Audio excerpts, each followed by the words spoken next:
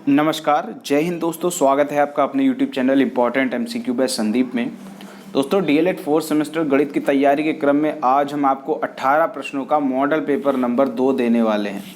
इससे पहले हम 18 प्रश्नों का एक मॉडल पेपर दे चुके हैं और 10-10 प्रश्नों के 2 से 3 मॉडल पेपर आपको उपलब्ध करा चुके हैं। और उससे पहले जब पिछली बार परीक्षा हुई थी तो DLED 4th सेमेस्टर के कई मॉडल पेपर हमने आपको उपलब्ध कराए थे। उन सभी के लिंक आपको इस वीडियो के डिस्क्रिप्शन में मिल जाएंगे। आप उन मॉडल पेपर को भी ज़रूर सॉल्व कर लीजिए, ठीक है, ताकि आपकी मैथ जो है वो बहुत ज़्यादा स्ट्रांग हो जाए। और जब तक आपकी परीक्षा होगी तब तक हम आपको कई मॉडल पेपर 18 प्रश्नों के दे चुके होंगे। तो यहाँ पर इसी क्रम में आज हम मॉडल पेपर दूसरा लेकर आए हैं और यहाँ पर हम 18 प्रश्न आपके लिए लेकर आए। इन सभी प्रश्नों को अगर आप कर लेते हैं, अच्छे से आपको आ जाते हैं, तो आपके 22+ नंबर लाने से कोई नहीं रोक सकता। और अगर आपको मैथ आती है तो आप इस प्रश्न पत्र को हल करके ये भी जान सकते हैं कि आपको कितनी गणित आ रही है, कितने लेवल पर आप हैं DLED 4th सेमेस्टर गणित पे। अगर आपको प्रश्न नहीं आते तो इसका जब सोल्यूशन वीडियो में डालूंगा तो आप वहाँ से अपने आंसर्स को मैच कर लीजिएगा, तो आपको पता चल जाएगा कि कौन से प्रश्न का उत्तर क्या होगा। सबसे पहले तो आप खुद से सॉल्व करने का प्रयास कीजिए। अगर आपको नहीं आता है तब आपको सोल्यूशन वीडियो मैं आपको प्रोवाइड करा ही दूंगा, हर हाल में प्रोवाइड कराऊंगा। चलो शुरू करते हैं आज का वीडियो को शुरू करने से पहले एक निवेदन है, अगर आपने अभी तक चैनल को सब्सक्राइब नहीं किया है तो चैनल को सब्सक्राइब कर लीजिए, घंटी का निशान दबा लीजिए और वीडियो को लाइक ज़रूर कर दीजिए, क्योंकि जब आप लाइक करते हैं तो हमें भी अच्छा लगता है और लगता है कि अब चलो और आगे वीडियो बनाते रहें। इस मॉडल पेपर के अंतर्गत यहाँ पर जो पहला क्वेश्चन आपके लिए रखा गया है वो है 64, 82, 116। इसमें वर्गमूल में अंकों की संख्या कितनी होगी ये आपको बताना है। 2, 3, 4, 5। देखो ये मैं आपको बता चुका हूँ, वर्गमूल में अंकों की संख्या कैसे ज्ञात होती है ये मैं आपको बता चुका हूँ। अगर आपने पिछली वीडियो नहीं देखते तो देखो सारे वीडियोज़ देखिए, तभी आपकी मैथ अच्छे से स्ट्रांग हो पाएगी। प्रश्न संख्या 2 है, 2 सिक्कों को उछालने पर किसी भी सिक्के में शीर्ष आने की क्या संभावना होगी। 1/4, 1/2, 3/2 या 3/4। तो जो भी सही आंसर है नीचे कमेंट में बताइए या फिर आप अपने पास कॉपी में नोट करते चले। अच्छा, कमेंट में बताते रहेंगे तो हमें भी पता चलता रहेगा कि आपको कौन कौन सा आंसर तुरंत आ रहा है, ठीक है। ईमानदारी से आप सॉल्व करके देखिए और इस पूरे प्रश्न पत्र को सॉल्व करने के लिए 1 घंटे से ज़्यादा का समय आप नहीं लेंगे। आप क्वेश्चन सॉल्व कर लीजिए, आप समय देखते रहिए 1 घंटे में आपने कितने क्वेश्चन सॉल्व कर लिए। वैसे तो आपको पूरा सॉल्व करना चाहिए, 1 घंटा लग जाए चाहे 2 घंटा, लेकिन आप ये जरूर देख लीजिएगा कि 1 घंटे में आप कितने क्वेश्चन सॉल्व कर पा रहे हैं। अगला यहाँ प्रश्न है, एक घन की कोर 6859 घन सेंटीमीटर है तो उसकी कोर कितनी होगी। 13, 15, 17, 19। जो भी इन चारों में से सही ऑप्शन है नीचे कॉमेंट में बताइए। अगला यहाँ पर जो प्रश्न है, sine theta equal to 1/2 equal, तो थीटा की क्या मान होगा। यहाँ पर लिखा हुआ है साइन थीटा इक्वल टू 1/2, 0, 30, 45, 60। जो भी सही उत्तर है नीचे कमेंट में बताइए। प्रश्न संख्या 5 है, x² + x - 6 इक्वल टू 0 में x का क्या मान होगा। 6, 5, 4, 2। इनमें जो भी सही उत्तर है नीचे कमेंट में बताइए कि इसका क्या सही उत्तर आएगा। आगे बढ़ते हैं अगले प्रश्न की तरफ। प्रश्न संख्या 6 आपके सामने दे रखी है, p² + 3p + 9/4 का गुणनखंड करना है, ठीक है। इसका गुणनखंड करना है, ध्यान से करिएगा। ये भी 1 नंबर का क्वेश्चन है। 5 अंकों की बड़ी से बड़ी पूर्ण वर्ग संख्या ज्ञात करो। ये जो क्वेश्चन है ये भी 1 नंबर का है, तो ध्यान से सारे क्वेश्चन करिएगा। बहुलक ज्ञात करना, वेरी इजी क्वेश्चन मैंने यहाँ पर आपको दे दिया है। बहुलक आपको ज्ञात करना है 18, 22, 26, 30, 34, 38 और बारंबारता 18 की दे रखी है 3, 22 की दे रखी है 5, 26 की दे रखी है 11, 30 की 3 और 34 की 9 और 38 की 2। देखो ऐसे क्वेश्चन तो सिर्फ 2 सेकंड में सॉल्व हो जाते हैं, केवल आंखों से देखा और इसका उत्तर अपने मुंह से बोल दिया। अब इसका उत्तर क्या होगा मैं अभी नहीं बता रहा हूँ, आप नीचे कमेंट में बताइए कि इसका क्या उत्तर आएगा, मैं बाद में आपको बता दूंगा। 2 पासों को एक साथ फेंकने पर अंकों का योग विषम होने का समुच्चय लिखना है, ठीक है। 2 पासे जब फेंके जाते हैं तो जो अंकों का योग आएगा वो विषम हो, ऐसी संख्याओं का समुच्चय लिखिए। देखो इसका एक एग्जाम्पल मैं आपको बता देता हूँ। अंकों का योग विषम हो, मान लो पहले पासे पर 1 आ जाए और दूसरे पासे पर भी 1 आ जाए, तो इनका जब योग करेंगे तो आएगा 2, तो ये सम संख्या है, ठीक है। लेकिन अगर इसी जगह पहले पासे पर 1 आ जाए, दूसरे पासे पर 2 आ जाए, तो इन दोनों को जब योग करेंगे तो आएगा 3, यानी ये आपका क्या है, ये विषम है। तो यहाँ पर ऐसी ही संख्याओं का समुच्चय लिखना है जिनका योग विषम आ जाए। ठीक है, यही लिखा है, योग विषम आने का समुच्चय लिखो।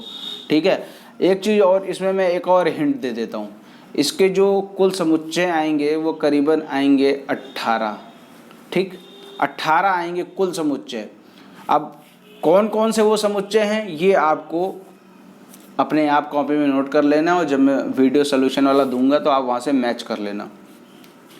10वां प्रश्न देखिए, 2096 में किस छोटी से छोटी संख्या का भाग दें कि भागफल पूर्ण घन बन जाए। तो ये आपको पता लगाना है कि भागफल पूर्ण घन कैसे बनेगा, कौन सी संख्या से भाग दे दे 2096 में कि भागफल पूर्ण घन बन जाए। प्रश्न संख्या 11 यहाँ पर दे रखी है, x + 1/x = 5/2, तो x³ + 1/x³ का मान ज्ञात करना। देखो इसी तरह का क्वेश्चन 3 फरवरी के पेपर में पूछा भी गया था, केवल यहाँ पर नंबर का डिफरेंस था। x + 1/x बराबर यहाँ पर 5/2 है और वहाँ कुछ और था, एग्जैक्ट मुझे याद नहीं है।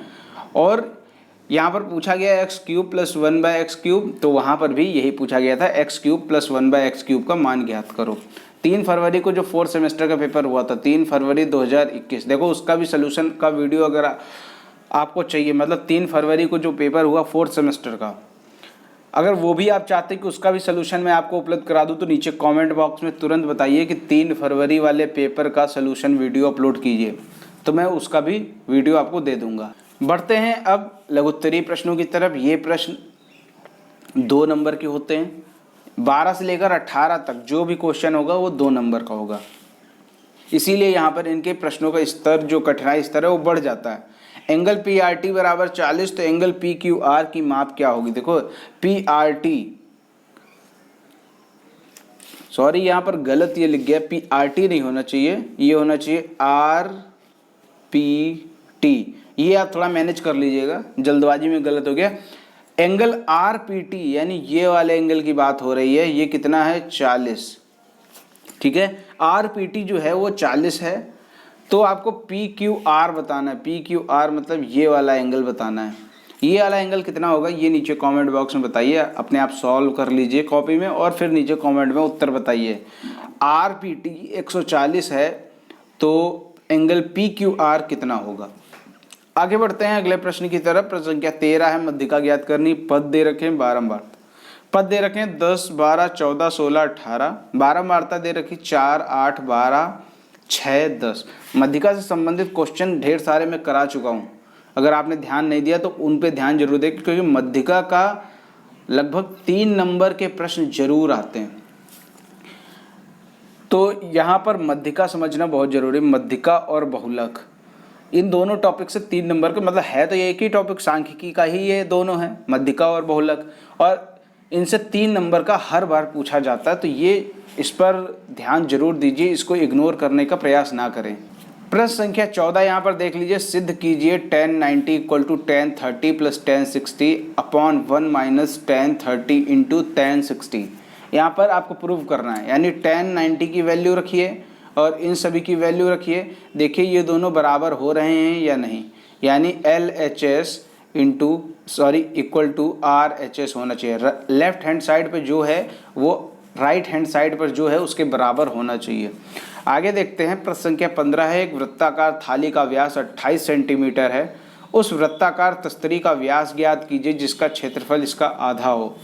यहाँ पर आपको क्या करना है वो आप अपने आप से समझ लीजिए। वृत्ताकार थाली का पहले तो आप क्षेत्रफल निकाल लीजिए, फिर तस्तरी का जो क्षेत्रफल है इसका आधा कर दीजिए, और फिर उससे आप त्रिज्या निकाल लेंगे, और फिर जब त्रिज्या निकल आएगी तो उससे व्यास निकाल लेंगे। तो ये चीज़ आपको समझ में आती है तो कर लीजिए, नहीं समझ में आती है तो मैं इसका आपको आंसर, इसका सोल्यूशन आपको दूंगा।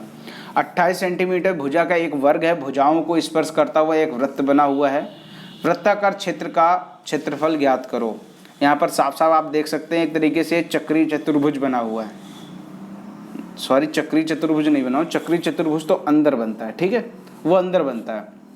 लेकिन ये जो है ये आपका एक वृत्त दे रखा है, वृत्त के बाहर एक वर्ग बना हुआ है, ठीक है, और वर्ग की जो भुजाएं हैं वो वृत्त को छू रही हैं, और वर्ग जो है वो उसकी भुजा दे रखी है 28 सेंटीमीटर। तो आपको यहाँ पर ये बताना है कि वृत्ताकार क्षेत्र, ये जो वृत्त है इसका क्षेत्रफल कितना होगा, ठीक है। आगे देखते हैं, प्रश्न संख्या 17 है, एक सबलम का क्षेत्रफल 240 वर्ग मीटर है, ऊंचाई 15 मीटर है, एक भुजा दूसरी की दोगुनी, दोनों समांतर भुजाओं की लंबाई ज्ञात करो। देखो प्रश्नों को देख के डरना नहीं है, आपको ये लगे कि अरे ये तो बड़ा हार्ड आ गया। देखो जितना भी क्वेश्चन देखने में हार्ड लगता है वो उतना ही आसान होता है, बस केवल आपको थोड़ा सा समझने की फेर होती है। देखो जब एग्जामिनर क्वेश्चन सेट करता है ना तो वो ये सोचता है कि ज़्यादा से ज़्यादा स्टूडेंट इसको कर ही ना पाएँ, ठीक है, क्योंकि आपको मालूम है कि आसान, सरल, कठिन और एवरेज, ये 3 कैटेगरी होती हैं। पहला होता है सरल, दूसरा होता है औसत और तीसरा होता है कठिन। ये 3 तरीके के प्रश्न पत्रों में डाले जाते हैं, ठीक। तो ज़्यादातर क्वेश्चन औसत होते हैं, कठिन होते हैं और सरल होते हैं। तो इसका ये मतलब है कि ज़्यादातर स्टूडेंट औसत और कठिन नहीं कर पाते हैं, सरल तो कर लेंगे लेकिन औसत और कठिन नहीं कर पाते और फिर उनकी बैक लग जाती है। तो आप क्वेश्चन को ध्यान से देखो, क्वेश्चन सरल ही होगा लेकिन आप उसको देख के ही डर जाओगे और उसको छोड़ दोगे। तो छोड़ना नहीं है, सारे क्वेश्चन को अटेम्प्ट करना है अच्छे से। आगे देखो, प्रश्न संख्या 18 है, एक समबाहुभुज के अंतःकोण की माप 108 डिग्री है, तो उसकी भुजाओं की संख्या ज्ञात करो। देखो ये क्वेश्चन आपका डीएलएड में भी आ चुका है और यही क्वेश्चन आपका यूपी टेट में भी पूछा जा चुका है। तो इस तरह के प्रश्न जरूर करिए क्योंकि संभावना होती है कि ऐसे क्वेश्चन आपकी परीक्षा में पूछे जा सकते हैं। तो उम्मीद करता हूँ ये 18 प्रश्न आपने अच्छे से देख लिए होंगे और आसानी से इनको सॉल्व कर पाएंगे। अगर आप इसको सॉल्व नहीं कर पाते तो इसके लिए मैं आपको आंसर और सलूशन आपको दूंगा, तो आप अपने आंसर मैच कर लीजिएगा और नीचे कमेंट में बताइएगा कि कितने आंसर आपके सही हो रहे हैं। फ़िलहाल तो आप अपना नाम और अपने ज़िले का नाम नीचे कमेंट में बता दीजिए ताकि हमें भी पता चल जाए आप किस ज़िले से हैं, आपका क्या नाम है। वीडियो अच्छा लगा हो तो वीडियो को लाइक करें, शेयर करें, चैनल को सब्सक्राइब नहीं किया है तो चैनल को सब्सक्राइब करके घंटी का निशान जरूर दबा लें ताकि ऐसे ही वीडियो आपको लगातार मिलते रहें। मिलते हैं दोस्तों अगले वीडियो में, तब तक के लिए जय हिंद, जय भारत।